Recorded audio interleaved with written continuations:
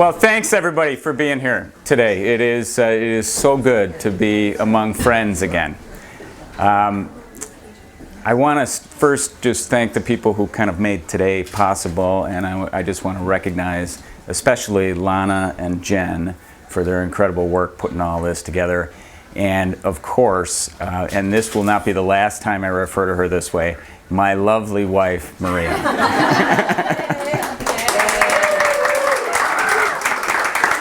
It's been almost 11 months since I've referred to her as my lovely wife, Maria.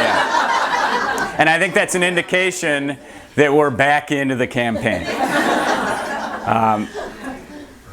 It seems really like it wasn't very long ago that we were all together scrambling in the last couple of weeks of that 2008 campaign.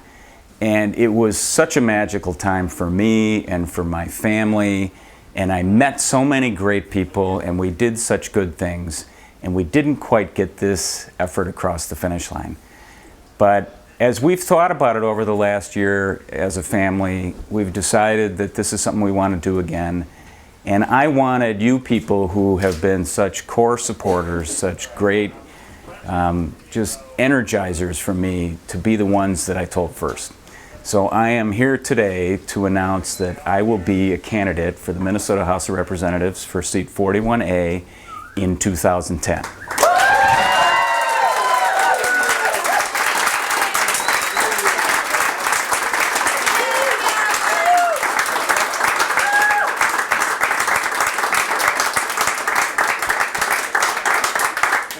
Thank you, thank you. You know, there's some things that are really, it was 2 years ago that I first set out to do this, and when I was writing the notes, inviting some of you to the event today, it struck me that it was very different from 2 years ago. 2 years ago, I was looking at directories, trying to come up with lists of people who I could invite to this, and this time I was able to tap these people, all of you who had been such a big part of the campaign the last time around. And there's a lot of things I think about this campaign that are going to be the same as they were the last time. I still feel passionately about the things we have to invest in this community and in this state to make it a better place for our kids and for our grandkids. Whether that's education, healthcare, energy and the environment, these are all things that if we're gonna build a community and build a state and build a culture that is going to last, we have to invest in these things. And so in the 2010 campaign, we're going to talk about exactly those things, just like we talked about them in 2008, and how important it is to make sure we invest in the long run and make sure that we're building things now in a way that are going to last and last for a long time. But I also think there's things that are different than they were even a year ago, and certainly than 2 years ago. 2 years ago, you know, when I was first going through all this, and I talked to a lot of people about how to do a stump speech, how to campaign, and one of the things they said is, well, you're supposed to describe what the crisis is. And I'm afraid being in Edina in 2007, it was a little bit of a stretch to figure out what the crisis was. But as all of us know who are in this room, we've had a real change in this country and in this state and in this community in the last 2 years. And there are people who are feeling it directly. We have friends and neighbors who don't have jobs that they had before, who are living very different lives than they lived before. And so it's really important that we address that crisis that's happening right now. And so while we're going to have to look for the long term, we're also going to have to face some really tough issues in the short term.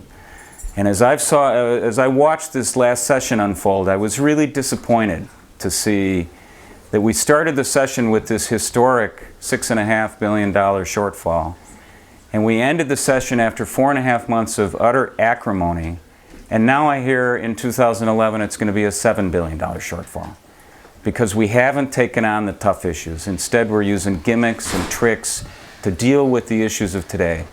And one of the things that I'm going to talk about in this campaign is how important it is for us to solve today's problems today, and not put them off for tomorrow, and not have my kids, Jack or Kyle or Will or any of your kids or your grandkids, be the one who have to clean up our mess.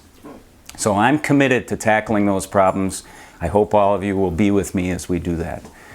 Let me just wrap up with one story that I think illustrates what we need to do. And it's an old political story that I've been telling over and over, and so some of you may have heard it, and some of you may be tired of it, but I'm going to tell it one more time. It has to do with the 1972 campaign, and it was the Nixon-McGovern campaign. And there was a guy who was working for the McGovern campaign, and he was out every day knocking every door up and down the street, talking to people left and right.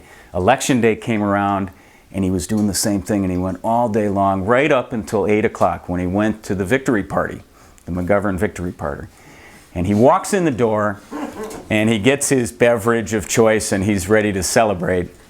And 8 o'clock comes around, and of course, the election is declared a minute after 8 in a landslide for Nixon. And he's crestfallen. He can't understand what happened. He's dumbfounded, and he turns to a friend and says, "I don't get it. Everyone I know voted for McGovern."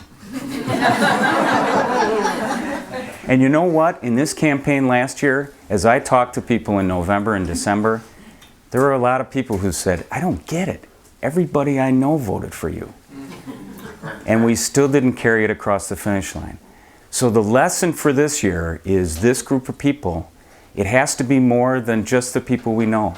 We all have to work to reach out beyond the people we know to make sure that they understand how important it is to have representation for our community that really reflects the values that we all have.